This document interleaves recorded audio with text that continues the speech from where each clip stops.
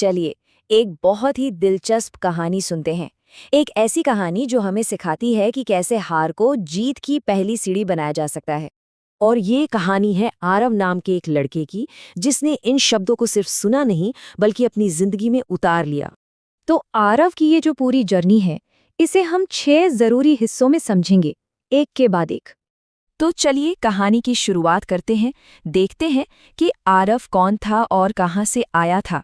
आरव एक छोटे से कस्बे में रहता था। पिता एक फैक्ट्री में काम करते थे और माँ सिलाई का। घर के हालात बहुत अच्छे नहीं थे, पर आरव के सपने बहुत बड़े थे। उसे अपने माँ बाप का नाम रोशन करना था। लेकिन एक दिक्कत थी। आरव पढ़ाई में कोई बहुत होशियार नहीं था, एक एवरेज स्टूडेंट था। टीचर्स भी अक्सर कहते थे कि अगर और मेहनत नहीं की तो पीछे रह जाओगे। और फिर उसकी जिंदगी में एक ऐसा मोड़ आया जो सब कुछ बदल सकता था। एक बहुत ही जरूरी स्कॉलरशिप का इम्तिहान। उसने बहुत मेहनत की थी, रातों को जाकर पढ़ाई की, अपनी माँ से वादा भी किया था कि इस बार वो जरूर पास होगा। और फिर रिजल्ट का दिन आ गया। लिस्ट में उसका नाम नहीं था। सोचिए कैसा लगा होगा उसे। एकदम अकेला, टूटा हुआ। ऐसा लगा जैसे सब आगे बढ़ गए हैं और वो वहीं का वहीं रह गया है। लेकिन कहते हैं ना, जब सब दरवाजे बंद हो जाते हैं तभी कोई नई राह दिखती है। जब वो अपने सबसे बुरे दौर में था, उसे वो शब्द सुनने को मिले जिसने सब कुछ बदल दिया। और ये शब्द थे उसकी माँ के। उन्होंने उसे डांटा नहीं, बिल्कुल नहीं, बल्कि एक नई बात समझाई। उन्होंने कहा, हार का मतलब अंत नहीं होता, इसका बस ये मतलब है कि अभी थोड़ी और कोशिश बाकी है। और फिर उसके पिता ने भी एक बहुत गहरी बात कही कि जो गिरकर उठता है, असली जीत का मतलब वही समझता है। तो देखिए, यहाँ एक बहुत जरूरी बात हुई। आरव ने सिर्फ ये नहीं सोचा कि मैं और पढ़ूंगा, नहीं, उसने अपने पढ़ने का तरीका ही बदल डाला। पहले वो बस रट्टा मारता था, अब वो चीजों को समझने लगा। पहले जब मन किया तब पढ़ा, अब रोज के छोटे छोटे गोल बनाने लगा। और हाँ, अपनी गलतियों को छुपाने की जगह वो उन्हें लिख कर रखने लगा ताकि दोबारा ना हो। अकेले पढ़ने की जगह टीचर्स से मदद मांगने लगा। तो इस नई सोच का पहला टेस्ट कहाँ हुआ? किसी एग्जाम में नहीं, बल्कि एक स्कूल साइंस फेयर में। उसका प्रोजेक्ट था एक सोलर लैंप। अब इसके लिए चाहिए थे महंगे पार्ट्स जो उसके पास थे नहीं। तो उसने क्या किया? कबाड़ से तार, पुरानी बैटरी और एक टूटी हुई टॉर्च, इन सब से अपना प्रोजेक्ट बना दिया। यही तो थी उसकी नई सोच। आस पड़ोस के लोग मजाक भी उड़ाते थे कि ये क्या कर रहा है, पर वो लगा रहा, रात रात भर काम करता रहा।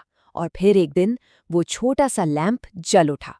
ये सिर्फ एक प्रोजेक्ट नहीं था, ये आरव के लिए अंधेरे में एक रोशनी की तरह था, एक उम्मीद। और नतीजा, साइंस फेयर में उसे दूसरा प्राइज मिला। ये छोटी सी जीत बहुत बड़ी थी। इसने उसका खोया हुआ कॉन्फिडेंस वापस ला दिया। उसे यकीन हो गया कि हाँ, वो भी कुछ कर सकता है। अब इस नए आत्मविश्वास के साथ आरव के सामने अगली बड़ी चुनौती थी, बोर्ड एग्जाम्स। पर इस बार तैयारी का तरीका बिल्कुल अलग था। कोई डर नहीं, कोई टेंशन नहीं। उसने हर सब्जेक्ट के लिए एक डिटेल्ड टाइम टेबल बनाया, रिवीजन के लिए अलग से दिन रखे, और सबसे जरूरी, एग्जाम से पहले पूरी नींद ली। मतलब एक पूरा प्लान था जिसे उसने पूरे कॉन्फिडेंस के साथ फॉलो किया। और इसका नतीजा कमाल का था। उसने पूरे जिले में तीसरी रैंक हासिल की। वो लड़का जो कभी पीछे रह जाने से डरता था, आज टॉपर्स में से एक था। लेकिन कहानी यहीं खत्म नहीं होती। अच्छे नंबर लाना तो बस एक शुरुआत थी, असली कहानी तो अब शुरू होनी थी। इंजीनियरिंग कॉलेज में भी ऐसा नहीं था कि सब कुछ आसान हो गया। वहां भी उसे कई प्रोजेक्ट्स में नाकामी मिली, रिजेक्शन मिले। पर अब फर्क ये था कि वो हार से डरता नहीं था। वो समझ चुका था कि ये तो प्रोसेस का हिस्सा है। अगर हम उसकी पूरी जर्नी को देखें, तो स्कॉलरशिप में फेल हुआ तो उसने मेहनत करना सीखा, साइंस फेयर जीता तो कॉन्फिडेंस आया, बोर्ड एग्जाम में टॉप किया तो साबित हो गया कि उसका नया तरीका काम करता है। फिर कॉलेज में उसी सोलर लैम्प के आइडिया को एक स्टार्टअप में बदला और आगे चलकर उसे नेशनल अवार्ड भी मिला। मतलब हर हार अगली जीत की सीढ़ी बन रही थी। और आज आरव क्या है? आज वो कम कीमत वाले सोलर लैंप बनाने वाली एक कंपनी का मालिक है, और ये कंपनी उसने अपने ही कस्बे में खोली है। वो वहाँ के नौजवानों को ट्रेनिंग देता है और उसकी वजह से आज सैकड़ों घरों में रोशनी है। तो आरव की ये कहानी एक सवाल छोड़ जाती है, ज्यादा बुरा क्या है, गिरना या गिर कर वहीं पड़े रह जाना? शायद असली जीत गिरने में नहीं, बल्कि हर बार गिरकर दोबारा उठ खड़े होने में है।